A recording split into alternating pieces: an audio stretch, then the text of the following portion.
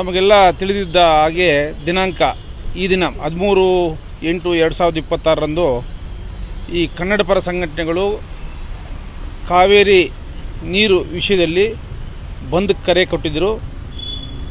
ಈ ಹಿನ್ನೆಲೆಯಲ್ಲಿ ನಿನ್ನೆನೇ ನಾನು ಪತ್ರಿಕಾ ಹೇಳಿಕೆಯನ್ನು ನೀಡಿದ್ದೆ. ಸಾಕಷ್ಟು ಪೊಲೀಸ್ ಬಂದೋಬಸ್ತನ್ನ ನಾವು ಡೆಪ್ಲಾಯ್ ಮಾಡಿದ್ದೀವಿ. ಯಾರೂ ಆತಂಕ ಪಡಬೇಕಾಗಿರಲಿಲ್ಲ. ಮತ್ತು ಬಸ್ ಸಂಚಾರ ಎಲ್ಲ ಸಹ ನಾರ್ಮಲ್ ಆಗಿರುತ್ತೆ ಅಂತ ಹೇಳಿದ್ವಿ. ಆ ಹಿನ್ನೆಲೆಯಲ್ಲಿ ನಾವು KSRP 4 KSRP 8 DR ಸುಮಾರು 600 ಜನ ಸಿಬ್ಬಂದಿನ ಥ್ರೂಔಟ್ ಡಿಸ್ಟ್ರಿಕ್ಟಲ್ಲಿ ನಾವು ಡೆಪ್ಲಾಯ್ ಮಾಡಿದ್ವಿ.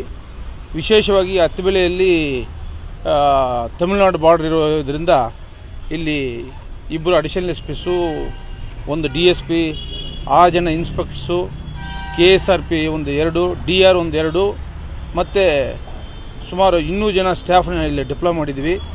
ಬೆಳಗ್ಗೆ ಈ ಬಂದ್ ಆಚರಣೆ ಹಿನ್ನೆಲೆಯಲ್ಲಿ ಕನ್ನಡ ಪರ ಸಂಘಟನೆಗಳಲ್ಲಿ ಒಂದಾದಂತಹ ಕನ್ನಡ ಜಾಗೃತಿ ವೇದಿಕೆಯವರು ಸುಮಾರು 25-26 ಜನ ಸೇರಿದರು. ಅವ್ರನ್ನ ಮುಂಜಾಗ್ರತಾ ಕ್ರಮವಾಗಿ ಅದರಲ್ಲಿ 18 ಜನರು ನಾವು ಪ್ರಿವೆಂಟಿವ್ ಅರೆಸ್ಟ್ ಮಾಡಿದ್ದೀವಿ.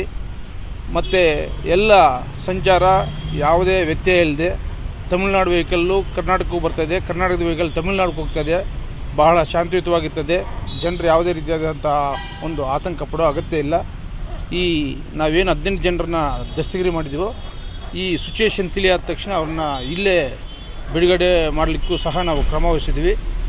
ತಮ್ಮ ಮಾಧ್ಯಮದ ಮುಖಾಂತರ ಎಲ್ಲ ಸಾರ್ವಜನಿಕರಲ್ಲಿ ನಾನು ಮನವಿ ಮಾಡೋದೇನಂತಂದರೆ, ತಮ್ಮ ದಿನನಿತ್ಯದ ಕೆಲಸಗಳಿಗೆ ಯಾವುದೂ ಆತಂಕ ಇಲ್ಲ.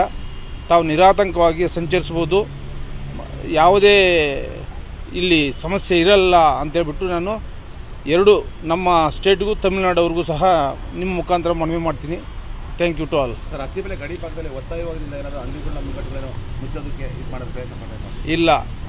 ಈ ಹಿನ್ನೆಲೆಯಲ್ಲೇ ನಾವು ನಿನ್ನೆನೇ ಎಲ್ಲ ಜನರಿಗೂ ಸಹ ಎಜುಕೇಟ್ ಮಾಡಿದ್ವಿ ತಮ್ಮ ಮೀಡಿಯಾ ಮುಖಾಂತರ. ಪಬ್ಲಿಕ್ ಟ್ರಾನ್ಸ್ಪೋರ್ಟೇಷನ್ ಆಗಲಿ, ನಿಲ್ಲಿಸೋದು, ಟೈರ್ಗೀರ ಬೆಂಕಿ ಹಚ್ಚತಕ್ಕಂಥದ್ದು ಅಥವಾ ಕಲ್ಲುಗಳು ಬೀಸೋದು ಅಥವಾ ವಾಹನಗಳ ಸಂಚಾರಕ್ಕೆ ಅಡ್ಡಿಪಡಿಸಿದ್ದೇ ಆದರೆ, ಅಂಗಡಿ ಮುಗ್ಗಟ್ಟುಗಳನ್ನ ಏನಾದರೂ ಒತ್ತಾಯದಿಂದ ಮುಚ್ಚಿಸಿದ್ದೇ ಆದರೆ ಕಠಿಣ ಕಾನೂನು ಕ್ರಮ ಜರುಗಿಸಲಾಗ್ತದೆ ಅಂತೇಳ್ಬಿಟ್ಟು ತಿಳಿಸಿದ್ವಿ.